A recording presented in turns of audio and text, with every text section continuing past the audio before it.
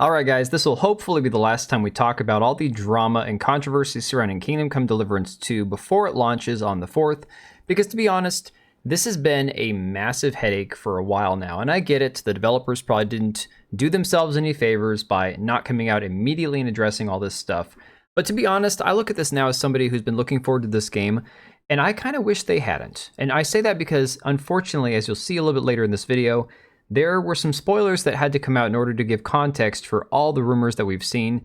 And it's unfortunate for people like me who cover this topic, where I wasn't hoping to, I was hoping to not have to look at spoilers ahead of time, but now they're out there. And so, spoiler alert, there's going to be some minor spoilers in this video regarding Kingdom Come Deliverance 2 and all the controversy surrounding it. So, if you go back to this original press release that came out from this Saudi gaming outlet, this is what kind of kicked everything off, right? Originally, they posted a few days back on back on January 12th that the game wasn't banned, although there was some controversial stuff that might get it banned. And then, of course, there was a post that they shared a couple days later saying, oh no, the game is banned in Saudi Arabia for potentially lewd, homosexual behavior of some sort. So again, it kind of leaned into the idea that the game was going to be pushing this heavy progressive LGBT agenda, right? That's the first thing people immediately jumped on was, oh my God, they're trying to sneak gay into this game, which is asinine because the first thing that tells you that nobody knows what they're talking about in terms of gay representation in these games, there were gay characters in the first game, okay? I'm not saying that they were trying to make their audience gay or force them to play gay characters or try to show gay lifestyles as a positive thing. Quite the opposite, to be honest. But they were there. They did exist in the first game. So it's kind of the sign that somebody's a tourist when they don't know these basic facts about the original game, right? So that being said, we saw some people quickly come out and say, for example, Wolfheart FPS, big YouTuber, does a lot of RPG games, does a lot of reviews, says, just an FYI, as someone who has been playing Kingdom Come Deliverance 2 quite a lot, every cutscene or dialogue scene that I've come across has been skippable, and part of the rumor is that it was a 1 minute long unskippable gay scene, right? And everything also seems to be represented in historically accurate and authentic ways. I still have much more to experience, but I don't see this changing. Take that as you will, internet. Then last night, one of my friends on Discord, somebody that is he's been very, very helpful when it comes to a lot of this information, piecing things together, shared this, and I thought this is just too interesting, right? So I was going to try to cover it last night after my stream was over, and then I just was like, well, we'll cover this in the video tonight. So it says big supposedly here, but there's a Steam forum thread where OP went around and asked about the rumors surrounding KCD2. They broke it all down and added context to everything. Assuming this isn't just a complete lie, it's very clear this has been overblown. If you go to the beginning of the thread, it says just a little bit of fact checking. Instead of just reading all the threads here, I actually searched on the internet and talked with people playing the game right now. Here are the facts for you to know. You are free to make your own opinion.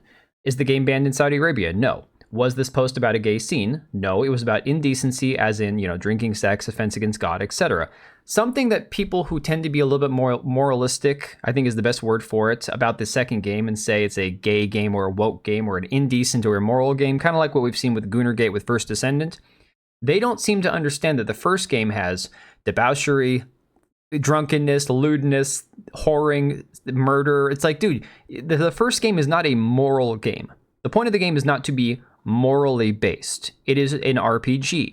You can play 100% pure and morally if you choose to, but it's just like a Grand Theft Auto or, Red Dead Redemption 2. You can make choices in the game that will affect your outcome, the gameplay, the story, etc. It's an RPG, for God's sake. Is there a gay character? Yes, there's definitely Sir Istvan Toth, one of the main antagonists from KCD1, who is a gay. Who's a gay, I like that. Is there an unskippable gay scene? No, confirmed by both official sources and players playing the game right now, no cutscene is unskippable. So that right there is one of the biggest rumors that was quickly dispelled in this thread, if it's true, right? Is there an unavoidable Henry gay scene? No, confirmed by both official sources and players playing the game right now, Henry's not forced into anything, everything's up to the player, which is exactly what we want in an RPG, so I've been told. Is there a possible gay romance? Maybe. Players who already finished the game stated he didn't meet any option to be gay, but one guy was really friendly. Maybe if you would try hard enough, you could end with him, who knows? If there will be gay romance, will there be consequences for it? Yes, confirmed from multiple official sources, all your actions will have consequences according to medieval history and social norms. Proof, the Kingdom Come Deliverance 1 Women's Lot DLC, there's an opinionated woman having problem with a male-ruled world. Guess what? You can literally send her to burn at the stake for her opinions and for being a woman, okay? And don't say based too quickly, guys. That's not cool. All right. Is there a black Czech character? No. All Czechs and other Europeans are white.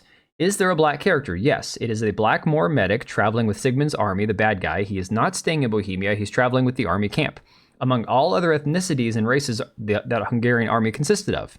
Is it historically accurate? Not definitely, but it's plausible. Hungarian armies consisted from multiple diverse groups, sometimes taking an event, even parts of Asian hordes or people from the Byzantine. Traveling Moor medic could get there, and it would actually be the most plausible way how to get a black character into Central Europe. Is he feminist and preachy? And this is one of the things. The dialogue scene that they show is, I think, maybe taken out of context. Again, I haven't played the game yet, so we'll have to remain to be seen. But a lot of people have read what he said and go, oh my God, he's telling the white European how Africans are so much better to, their women than Europeans are. So what the hell's with this, right? And then that's a plausible concern. I understand people being concerned. No, the most infamous screenshot is out of context. Henry, who by some sources can call him devil at first, can ask him about his lands. He then says all the good and bad about both lands, showing that every land is different with different people and different culture. Against current multiculturalism and wokeism, his line about women reflects even today's age Muslim perspective, where they believe that they are better to women as they guard their chastity.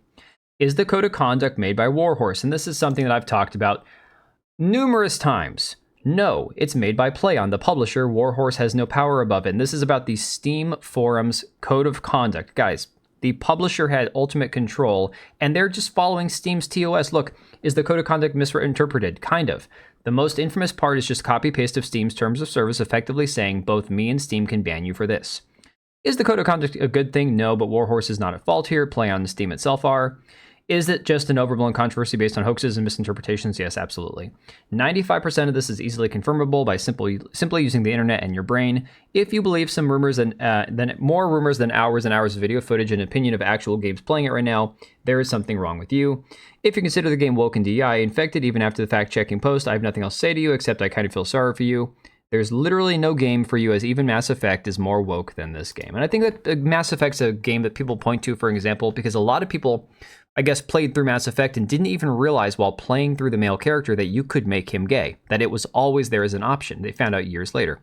So then hours after I was going to try to make a video about this came out. Daniel Vavra at 12:47 p.m. said this: "It is time to address wild claims some people spread that are apparently based on just one screenshot and a poorly translated tweet." And then, of course, says spoiler alerts. There are no unskippable cutscenes in our games. Again, confirmed in the previous thread that I showed you guys. Anybody who claims otherwise has never played them. We are not, nor ever were, banned in any country, at least not that we know of. Again, false. As much as I don't like forced diversity, nobody was forcing us to do anything, and we are not forcing anyone to do certain things. Gay characters were already in Kingdom Come Deliverance 1. Again, there you go. Number 5, Kingdom Come Deliverance is an RPG. You are responsible for your decisions. If you want Henry to try a same-sex adventure, feel free. If you don't want to, you don't have to. All affairs are and were in Kingdom Come Deliverance 1 purely optional. The characters are perfectly aware that it was a forbidden sin. So another key aspect that I think people are missing out on this, they go, well, Henry's canonically gay. And I understand that that's a very good argument. However, you could play the first game, completely celibate and never have a relationship with anybody. So technically, that's neither heterosexual or, homosexual. It is celibate. I mean, theoretically speaking, you could just be single and celibate the entire game and never discover Henry's sexuality. And again, guys, I am not pro-gay relationships in games. This is not me saying, yes, more gay stuff, please. I'm simply saying this is an RPG, and in RPGs, they typically give you the options to play the game however you truly want, okay? The game takes place in one of the richest cities in Europe, which was besieged by the massive foreign army. That's the reason that why life in such a city is more diverse than the life in villages, which were features in the first game. Musa, talking about the black merchant guy, the black medic, I guess he is, came to Bohemia with an invading army as a member of the royal court of King Sigmund, whom he met thanks to his engagement at the court of Sultan Bayezid. He's an educated noble and Renaissance man from the Kingdom of Mali. And people have an issue with that, and I'm not going to get into whether or not there could have possibly been an educated noble or Renaissance man from Mali. Again, that left up for a better historian than I, right? At the same time, Musa is a very unusual figure for the local Bohemian folk, and many of the situations around him in the game stem from this. And again, I think that leans into the previous rumor that we looked at where you could possibly call this guy Devil, right? So his presence makes sense and creates lots of interesting situations in the game. The way he talks and behaves has a reason. And it's like, I swear to God, I swear, some of you guys are so young that you never watched Robin Hood, that you never saw Morgan Freeman play Azim, and he was a great character in that movie. And did it make sense that a Moorish, Muslim would travel from the prisons of Jerusalem with Robin back to England? No, but it made for an interesting movie. It's a great movie. Like, guys, give me a break. Come on. Everything displayed corresponds to the morals and social norms of 1403 Bohemia and is only there to make an interesting story and not at all to appeal to a modern audience. We don't want Kingdom Come Deliverance to be used as clickbait by people who didn't even play it yet. Some of them sadly turned into exactly the same narrative they pretend to be fighting against. The amount of hateful behavior is really sad and it will damage any cause associated with it. And that right there, guys, I think is a call out to Gamergate 2 especially. So then you have people like this responding saying, I don't believe anything you say. You called a random person a Nazi, which just means someone I don't like. You said nothing about the woke community manager. I'm non-binary. Daniel says, I called a person with a swastika on his profile picture who called me a bundle of sticks Jew a Nazi. It's hard to imagine a better example of a Nazi than that. This person responds, show me the post and I'll retract and apologize. I noticed you did address the woke post from the community manager. Most of us long-term gamers are sick of this. I've been playing games since Pong in the 70s. Don't assume I'm a tourist. And then Daniel Vavra shares the guy's profile picture. Okay? Pretty cut and dry, guys, even if it's the guy LARPing as a Nazi. It's pretty cut and dry, the intent behind it. And of course, people just point out, dude, it's been pretty easily proven that this was a real thing that happened. So, of course, Nure, who's been a big supporter of Vavra, and as I've been trying to be more neutral, and I've come around to realizing this has been 95% just a hoax. Basically, just a bunch of rumors that were turned into people grabbing their pitchforks and trying to burn this game down to the ground. She came out and said, still standing by the fact that this man has balls the size of planets. In today's gaming world, people crave transparency, but some confuse Vavra's clear vision with him doing everyone's bidding. No, he's making the game he wants. No apologies, he doesn't know it's a thing.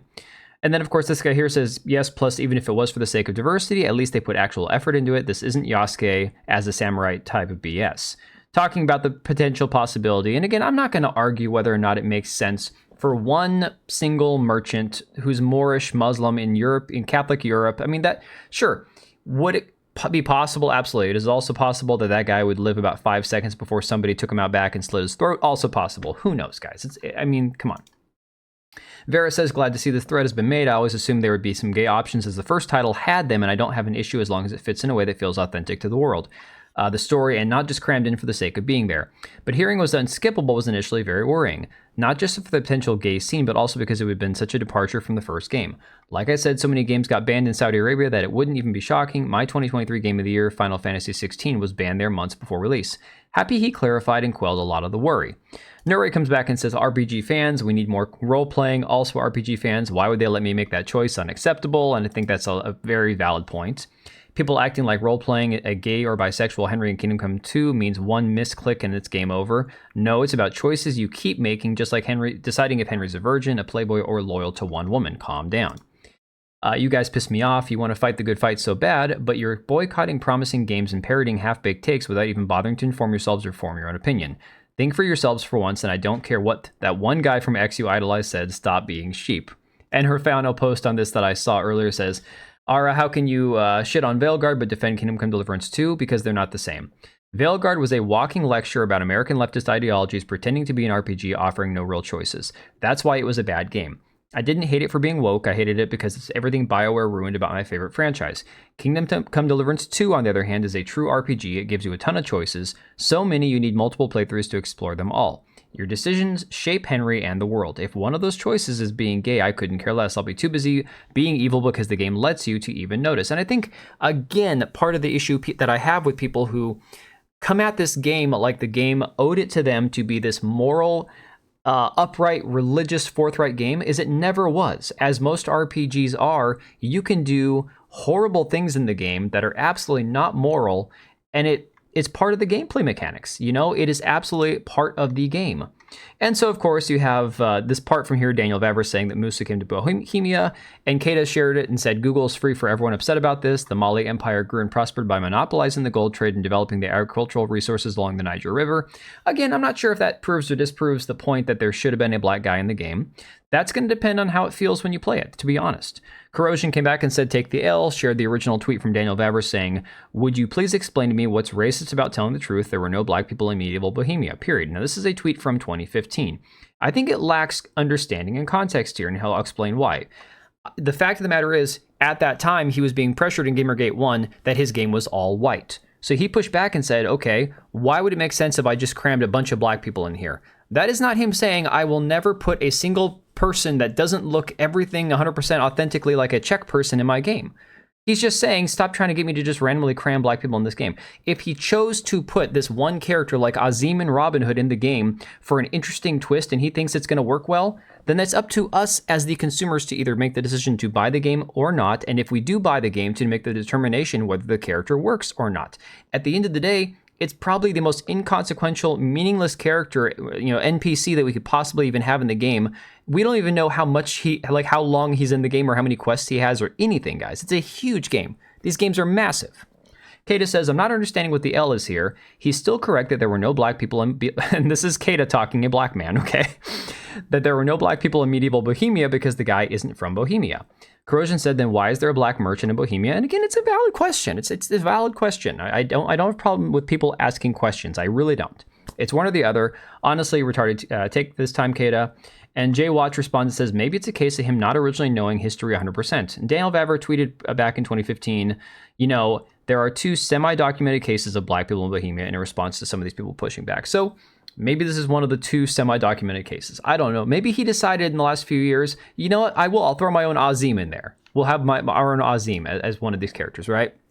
So when Grums shared this earlier, that saying the game's not woke, John Trent came back and said that this thread confirms it is woke. And I have a big problem with this because, guys, as much as I said, I don't want a bunch of gay and trans stuff crammed into my game. I don't want a whole bunch of ideological, woke crap, as you can call it, crammed into a game. You don't have to morally agree with a gay lifestyle to believe that the presence of gay people in a game equals woke.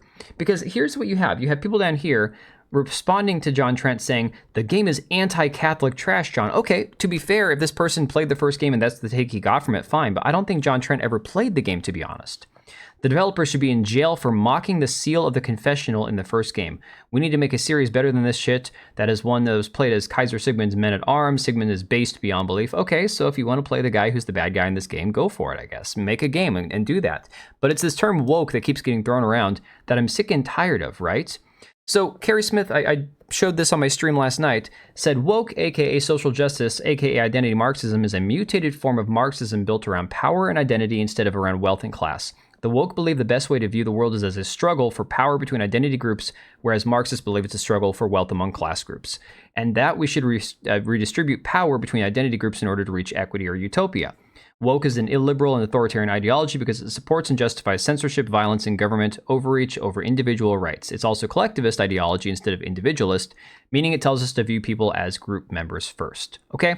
What about a gay person being in game fits that description? Because that is one of the best descriptions of woke I have ever seen.